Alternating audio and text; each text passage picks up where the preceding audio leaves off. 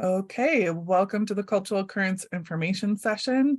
This is our public art program here in Cultural Services, and we have our stellar public art team with us today.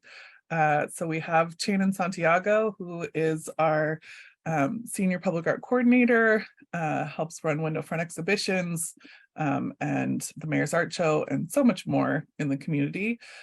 We have Claire here, and she is going to be helping us navigate all of the information we're looking at today. She's also a project coordinator with us, as well as with the Oregon Arts Commission.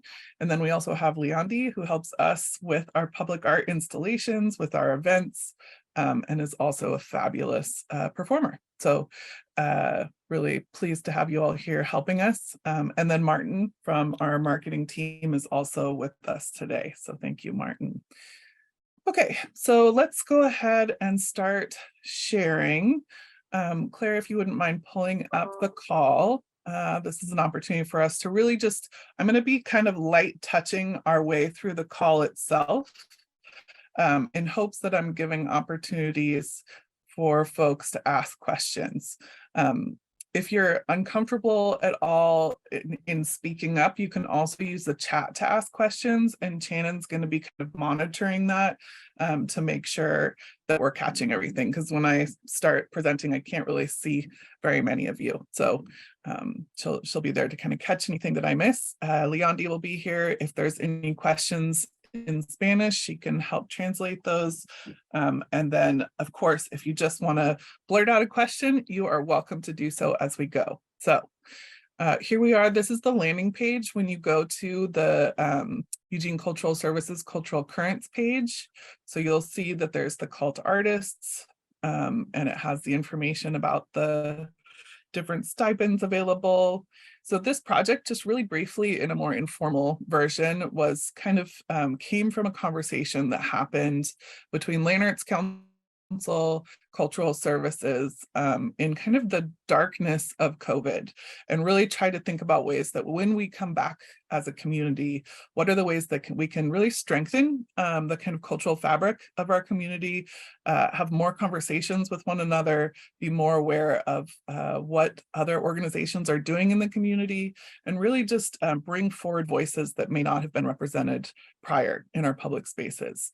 And so we applied for a National Endowment for the Arts grant under the idea of cultural currents. The first year we did not get it, but they gave us some great feedback. Then we reapplied, kind of really reflecting on some of the feedback they gave us. And so this is the project that is a result of that. We have done a lot of work to develop the call, which is lengthy. I apologize, but it's kind of necessary for everything we're trying to accomplish. But it was also really important that we bring in the selection committee and a committee of community members to kind of weigh in on this pretty early on. So last December, we brought on 12 community committee members who helped us develop this call, kind of think through this call. And those folks were selected after doing outreach to over 100 cultural organizations in the community seeking out these committee members. So we're really excited to bring this just stellar group of people together. It's an opportunity for us to work with some new folks, as well as create some really exciting opportunities for our artists locally. I know that we have a lot of great local artists, but not everyone has had that opportunity to show work in public. And that's a big gap between sort of gallery practicing artists and public artists, and gaining that experience can be tricky. So the idea here is that we're really trying to do as much problem solving for you as possible as the artist, and really allowing you to shine in doing the work that you do. Okay, I think that's enough of me chitty-chatting through that. So once you come down, you'll see the information session today, and then there's the apply now.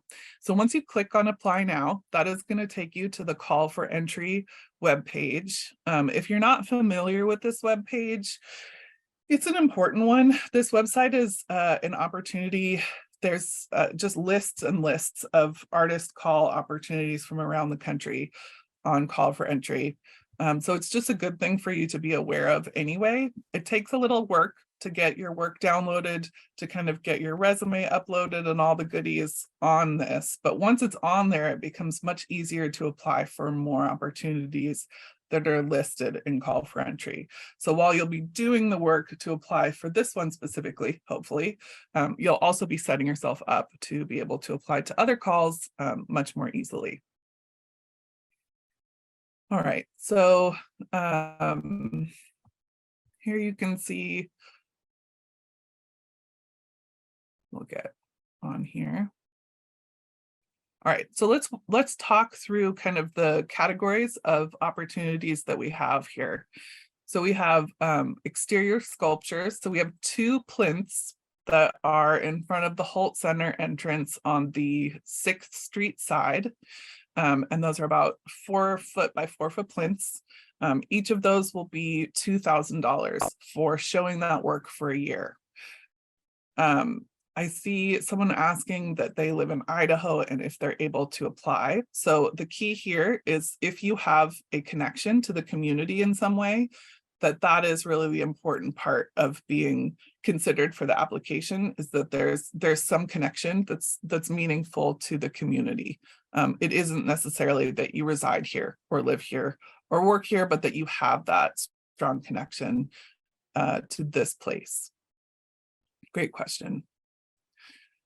And then the pole banners. So we'll be digging into these a little deeper piece by piece, but I just want to highlight each of these. The pole banners are a series of banners that'll be hung along the downtown riverfront park path.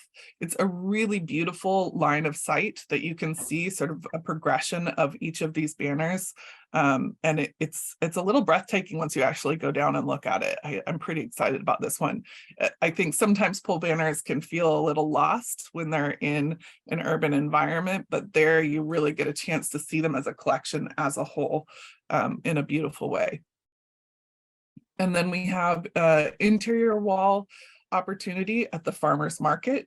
Oh, excuse me, let me back up really quick. So the pole banners will be up for the month of October. So that will be up for that period of time. We will be working with you to coordinate the printing, and we'll cover the costs of printing those banners as well as having them installed. For the interior wall at the farmers market, that will be an artwork that will be up for 1 year. And it's sort of around the corner from the public percent for art piece done by Michael Boonstra. He has a large sort of reflective river piece. So it'll be just around the corner from there. And that one will be up for a year. And then we have spoken word music and or sound art installations. We're going to be installing some speakers that create sort of a sound shower, so you only hear them within sort of a designated space. And those will be an opportunity for some of our writers and poets and performers to be able to be heard in public spaces. And each of those will be up for Visual Arts Week in October from the 6th through the 15th of October. And then we have 2 projections, one at the Riverfront Park and one at the Farmers Market Pavilion. And those projections may or may not include audio. And those will also be up for the week. Okay, let's go ahead and go to each of those calls and just kind of walk our way through those, just so people are really clear on what we're looking for. So we are seeking, like I said, 2 artworks, and we say at least 70% completed. So, you know, it's important that the work is not in just little pieces and a sketch, right? Like we're willing to work with an artist who is has an idea, is already moving forward on it. It just may not be completed. Surfacing may not be done. It may not be cleaned up. Some of the kind of ways in which it's attached to the plinth may not have been thought through. All of that we're willing to work with, but we do need to know that it'll be ready in time for October, and that it's easy enough to understand what it is you're building, that the committee would be interested in selecting it. So there's that. These will be up for a year.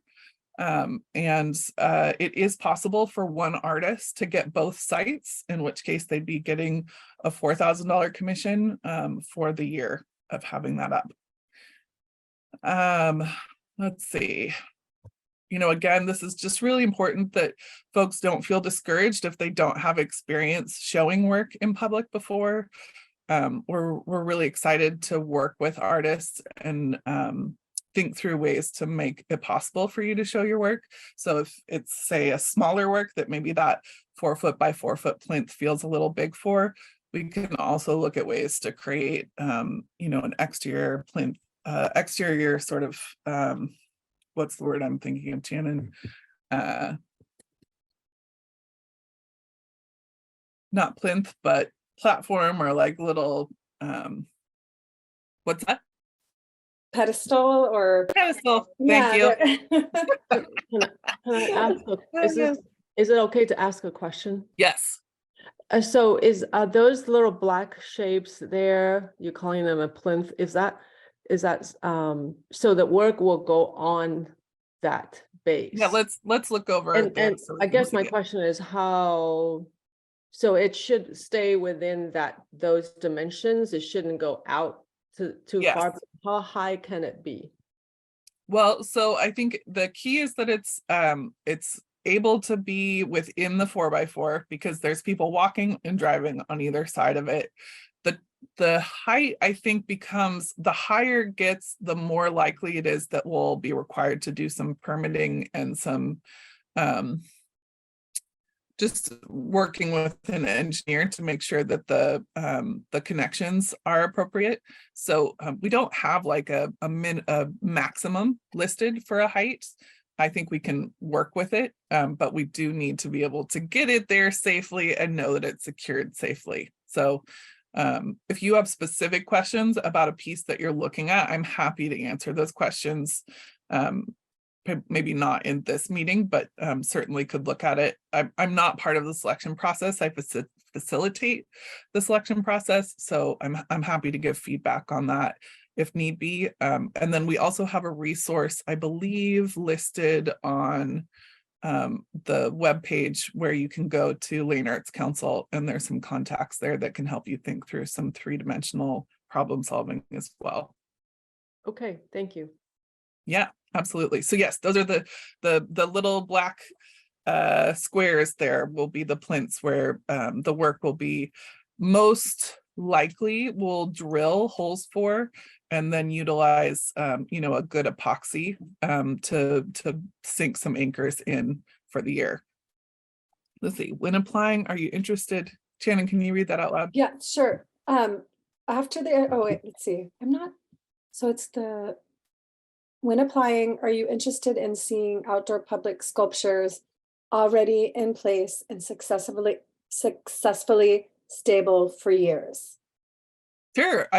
We certainly aren't telling people who don't have experience we don't want them. We'd be happy to see works that have been installed in an exterior site as well. That'd be fabulous. Okay. So this is, let's see, maybe we can pan back over to the call. So we understand the locations, and then submission requirements. Okay, so we have a list of questions that are at the end of this document that you'll be answering. That's sort of in place of a letter of interest. So we're trying to really get specifically at those questions. And so for the person who asked about whether you live in Idaho, or somewhere else, are you capable of applying? Like, absolutely. And this will be a chance for you to talk about what your connection to this site is. And then a resume, an artist resume. We don't really need to know your work history resume. I guess maybe if it applies to the work you're doing, but mostly just want to know your art resume. Images of existing sculptural work, so you can show up to 4 works with 3 to 4 images per work. So with sculpture specifically, it's so tricky to give a sense of that sort of full 3-dimensional experience. So we try to make sure you have plenty of images to show that. And then of course an image list that gives us all those important details so we really understand what we're looking at. For the timeline, the application is due April 20th. And then we will be looking at a studio visit in May. So I think if your artwork is far away, we probably would just want to have like a Zoom studio meeting where you're able to kind of walk us through and answer questions and look at it a little closer. So the selection committee will be reviewing all those applications. We'll be selecting the artworks that we'd like to move forward and probably prioritize those by number.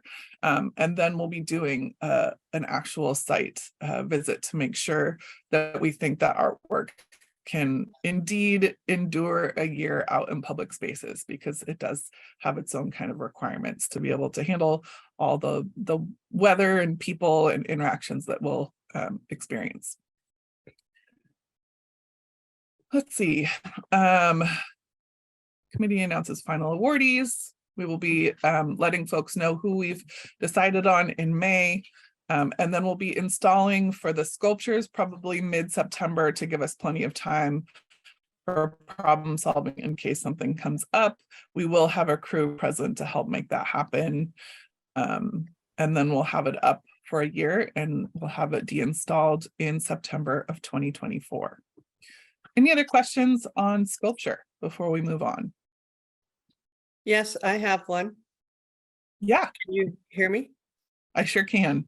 Okay, I hope I'm not yelling at you. Nope. All right. I'm Anna Lee. Hi. And hi. And are these the sculptures available to be purchased by the community if someone wants them? That's a great question. You know, that's not something we've particularly thought through. Having said that, the city can't necessarily sell a work, I believe is a thing for us. We hit that with Mayor's Art Show. However, we do partner with a local gallery in order to make that available. So I think that's something we could definitely look into. Shannon, what do you think? That's probably something you have more experience than I do. Yeah, well, as you mentioned, we can't really facilitate at least like the payment process, but in the past, Kate, like what we often do, like with Winterfront exhibitions, is just put the contact information, like inquiries about this piece or the purchase of this piece, contact the artist directly. Yeah. And that seems to have worked for us in selling some of the work that we've had in Winterfront exhibitions. Okay. Perfect. Yeah, Thank I mean, you. we know how important it is to sell that work. So we would definitely problem solve through it. Because all of the artwork will come with like an information panel that will have the artist statement and, you know, sort of all of that really good information on the panel. And then also on our website. Thank you. Great. Thank you. Any other questions on sculpture before we move on? Okay, let's go ahead and scoot down to pole banners. And let's go look at pole banners real quick, just so we have the visual in mind as to what we're speaking about. So there you can see it with the little red rectangles, end of Monday, little red rectangles. You can see those are the areas for banners. And yeah, you want to show there. Perfect. So you kind of see where that line of sight goes. And so if you look at the Riverfront Park Zone map, that kind of perspective, that shot where it says Subsuper Pavilion, that's kind of the place at which you're standing in this image. So you can see that there is a number of poles, in fact, 38 poles, where this series is going to be shown. So that's pretty, it should have a pretty large impact on that walk as you pass it. Okay, let's go back to the written information. Oh, actually, I guess I should speak to something first. Sorry, make it complicated. So across from the banners at night. So these will be lit, right? So at night they'll have kind of their own presence. And then also at night, where it shows Subsuper Pavilion, there's going to be a projection across from the way. So at night, this will have a very different feel because it'll be activated both by the pavilion, and then those banners will also be lit by the lighting feature there. So just keep that in mind. Okay, let's look at the requirements. Okay, so we'll be similarly asking for, let's see. Oh, sorry, you can go up to the top. Again, I was skipping ahead of time, my brain. So these will be up for a month.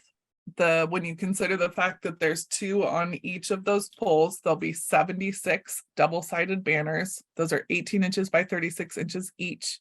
Like I said, we will be printing those and installing them ourselves. There'll be a $1,500 stipend. And that opportunity is very much open to both established and emerging artists. And to just keep in mind that that could be anything from, you know, a really site-specific kind of work that considers the whole landscape as you look at those, or it could come down to something like an animation that sort of tells a story as you walk through the landscape. A lot of different ways to approach that project. So we will be asking for you to answer the application questions. We'll be asking for the artist resume. The images they can submit up to 10 images of existing works. And this is a really great opportunity to kind of show how you create things in a series, because I think that's going to be important that you get that across to the committee. And then, you know, in the application questions, one of the questions is sort of, how do you plan on approaching this? Like, is there a repetition of a series of images? Are you looking at doing something across the whole thing? You know, just giving a sense of how you plan on engaging all of those banners. And then an image list that kind of gives the information of those images that you're submitting. So again, applications are due April 20th. The selection committee will announce awards early May. This one, we're not doing a site visit because it's very much something that we'll have more control over as far as how those images translate to the actual banners themselves. And then we'll need the artwork for the printer by August 14th. And we'll be installing that first week of October to be showcased for Visual Arts Week, and that will be up for a month. Question? Yes. On these, you said there's a front and back. Would the same image be on one side as it is on the other? Probably yes. I mean, I think Okay. we could coordinate. I think it depends on the piece, right? Like if Okay. there's something where it very much impacts the way it's read by having one side be one thing and the other, I think we can coordinate that. Okay, thank you. Mm-hmm. I have a clarification question. So the banners are, you don't apply with an existing work, or you could, but you could also create new work. Yeah, you want to show existing works that would be This one's considered, and then it existing. could be expanded on for this piece, knowing that it needs to be turned in by mid-August. Thank you. Another question? Yeah, you bet. Okay. There's so many, 76, I believe I heard you say. So let's say Kathy put in 10 images, and that was that series, and then Frank put in 20. So that's the way you're going to fill it. No, not necessarily. I think, you know, getting a sense of what the artist is interested in accomplishing. It may be that we just do like a set and then repeat, or it's important to remember that 2 of those pieces are going to be sort of parallel to one another as well. So it may be that each of those is the same image and you just see it from the different angles that you approach it at. So I think the committee would rather see a single artist take this on. Okay, thank you. Yeah. Great. Any other questions? Great questions. All right, let's move our way down. For the third opportunity, we have the farmer's market interior wall. Yeah, great. So you can see there is an image of the current work that's up this year, which is by Aaron Langley there, and it's on the left-hand side in that red box. And so that is the wall that we're looking at. And so the whole wall is about 10 by 20. When you really look at the hangable space, kind of avoiding some of the features on that, you're really looking at probably like a 10-foot by 10-foot area. Unless, of course, you're doing something long and horizontal that kind of runs underneath that pipe. So the rough estimate is 10 foot by 20 foot for that site. And then let's go ahead. You can see the Willamette River Contours by Michael Boonstra is right there. And if you want, you can click on that. Not that we need to now. And there's a lot of information about that artwork as well, just so conceptually knowing kind of what's going to be adjacent to the work. Okay. The farmers market is home to the Lane County Farmers Market, which is a sort of ongoing farmers market. It's beloved by our community, and we have folks gathering there currently twice a week to be part of that space.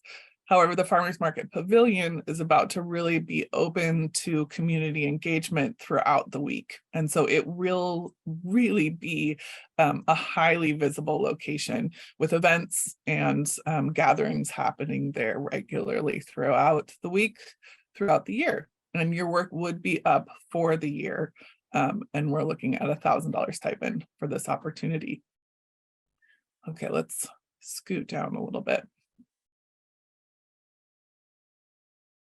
So again, you'll be answering the application questions, providing a resume. Artists can submit up to 4 works with 2 images per work if you want to show detail. I think it is important for folks to remember that it is kind of higher up there. And so something that is really relying on detail may not be ideal for this piece. It needs to be something that can be read from afar. So the application is due April 20th. Application review by selection committee will be in May. We'll let folks know the artwork that's selected by end of May, and the installation will occur at the end of September. And this will be a 1-year temporary public exhibition. And again, I think, you know, we can make sure that there's contact information. That's what we did for Aaron, so that if someone's interested in purchasing the piece, they can directly reach out to that artist and coordinate from there. I have another question. Love it. Okay. Let's say my outdoor piece is chosen, and I transport it on a pallet to the site, and of course it's solid and protected, but would need a forklift to take it off of the back of the truck and put on the existing pad. Yeah, we'll make sure and have a forklift on site. Okay. Just curious, you know, some of them actually require that you set it up.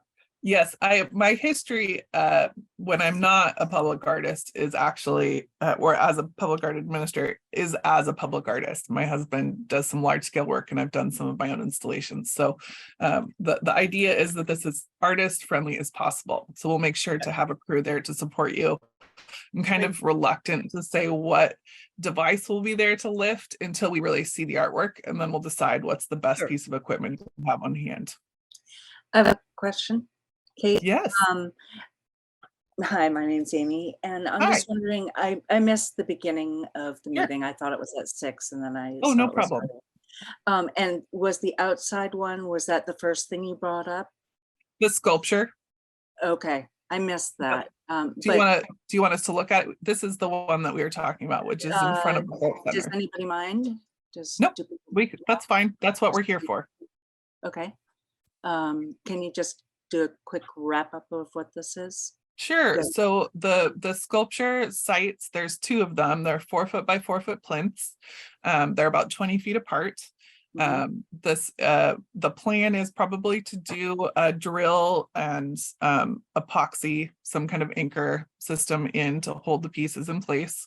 The key is that the sculptures stay within those 4x4 because there are vehicles driving and people walking by it. And that site can have two by the same artist. So if an artist wanted to suggest work in a pair, then we would be giving them a $4,000 stipend instead of a $2,000 stipend. Okay. Let's see what else. Claire, would you mind going over to the applications so we can look at that quickly? Sorry, everybody, but maybe it'll. It's okay. I'll do the highlights. How about that? Yes. So the work needs to be at least 70% completed. So this is not a commission, right? Like we don't want to commission, we don't have enough money to commission an artwork.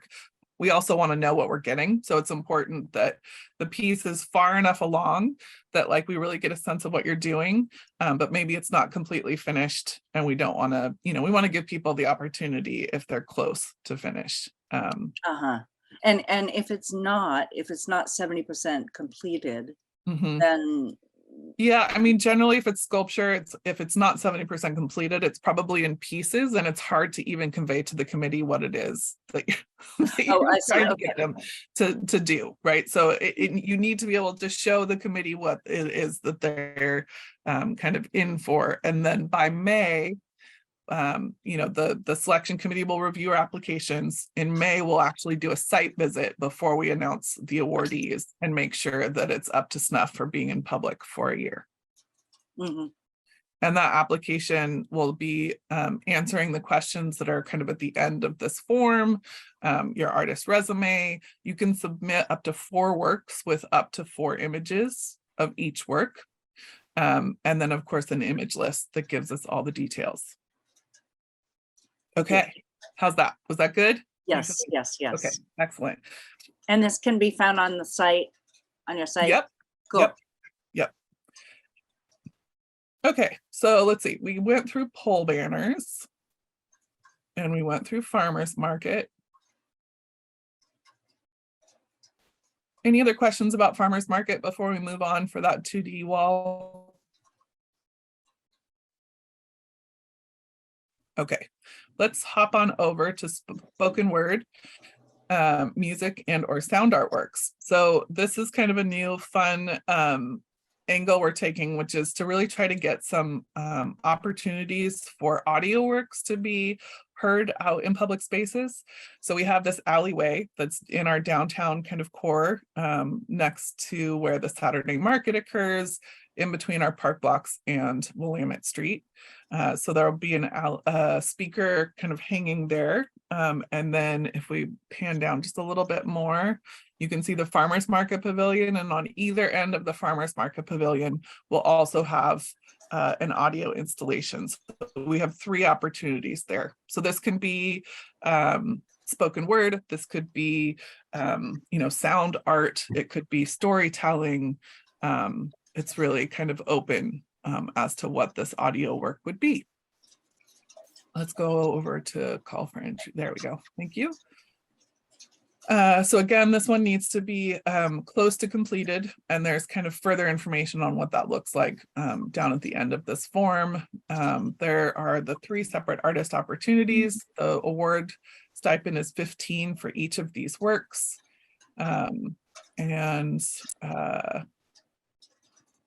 Let's see. To apply, we're looking at answers to the application questions. Resume, artists can submit up to 4 existing or nearly completed audio works, but those works will need to be considered would have a full description of what the piece will be when it is completed.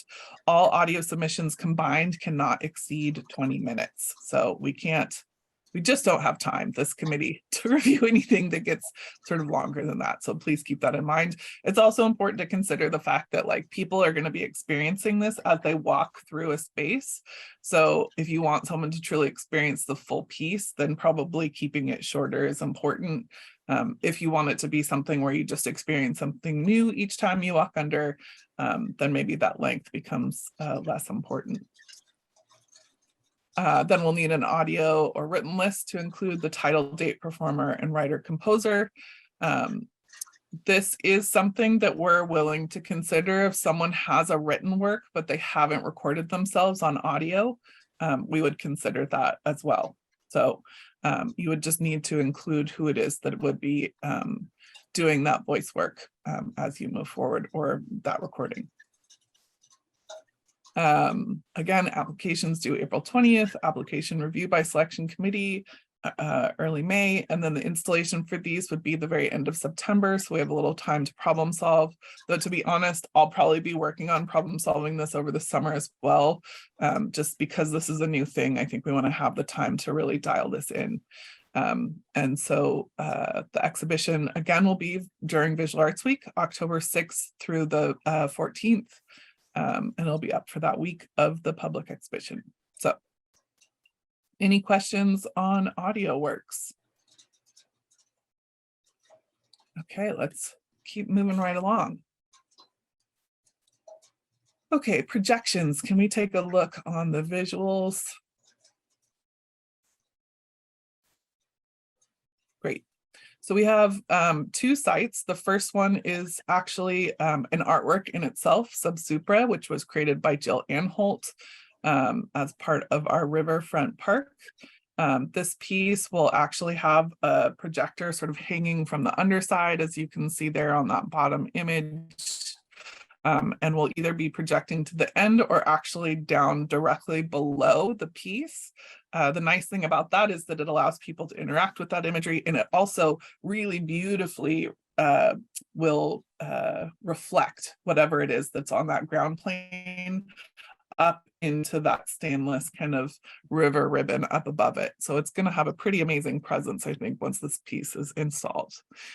So that's the first site. And then the second site will be actually on one of the bays of our farmers market. There you can see, and during the Visual Arts Week, we will try to open those bays as much as possible, but there probably will be times where we close it, but we'll still have that projection going. It's just we'll have the grid of that door over the top. So that really just kind of relies on our capacity to staff that space. Okay, so those are the two sites for projections. And this is a piece that we have a really fantastic partner helping us think through this over at Harmonic Laboratory. John Park is the one who's kind of helping us think through how to get the best sort of video installations for each of these locations. The awardees will receive $1,500 for their projection, and that will be up for the week. Those artworks that can be shown as projections can be films, they can be animations, they could be still imagery displayed on a slideshow format. There's a lot of ways in which that can be engaged. So try to keep an open mind around that. The video artworks, let's see, they'll be installed. We already covered that. Okay, let's scoot our way down a little bit. And again, it'll be answering application questions, filling out your resume. Artists can submit up to 4 existing works. And again, those works need to be all video submissions combined, cannot exceed 20 minutes. And then include a video list to include title, date, and short description. The timeline on that, due April 20th, the applications. We'll be selecting the work in May. The installation will occur at the end of September, and that will be up for that week, October 6th through the 14th for Visual Arts Week. Great. Any questions on that one, projections? Okay. Let's keep moving. So application questions. We'll have sort of what is your artist bio or group statement if you're working with a group or collaborative. How does your artwork or art practice relate to this site, this land, and or this community? What is your interest in the Cultural Currents project, the list of themes and art in public spaces? Does your artwork include cultural themes and or designs? If yes, how does it relate to your culture and your identity? And if you are submitting unfinished work, what is your detailed plan for completion? Beyond these questions, if you're applying for sculpture, you'll also be answering, describe the concept of the sculptural piece you're submitting, including materials, form, and inspiration. What is your experience working with these materials? As well as, please describe the maintenance required and durability of the sculptural pieces you're submitting, including where the artwork will be attached to the plinth. If your work is meant to be ephemeral, please describe the maintenance plan to ensure public safety. And then if you are applying for banners, the additional question is, what is your ideal format or arrangement for your banner series, i.e. a continuum of different images, multiples or repetitions of the same images in a series? Great. And eligibility requirements, 18 plus or youth partnerships with an adult mentor is also possible. Artists who have a connection to the local community, culture, region, and including the traditional homelands of the Kalapuya people encompassing Eugene and the Willamette Valley. This initiative has opportunities for new, emerging, and established artists. Cultural Current supports artists through technical assistance and installation expertise. Like I said, we want to have folks on hand to help us think through all of these things. So it's really important to us that this is a positive experience for the artists and that they feel supported sort of making this transition from gallery space, studio space out into the public. So part of that will be the actual installation process. Other parts of that will also be around how you speak about your work and sort of collaborate with our marketing and writing folks to help kind of think through the best way to describe these things. One of the important parts of this project is that it feels accessible, right? And I think one of the dangers of artwork sometimes is that people feel alienated if they don't understand it. So it's important that the artists that we're working with are comfortable with the fact that we will be working with you to kind of think through how to create entry points for artists or community members to understand sort of your process, what's your inspiration, and kind of how you came to those forms and how they relate to this site. So that's, I think, the big stuff. Shannon, what did I forget? I think you captured it all. Are there any general questions or comments or anything, folks? Yeah, Kate, I have a question. Yes. I'll show my face. Okay.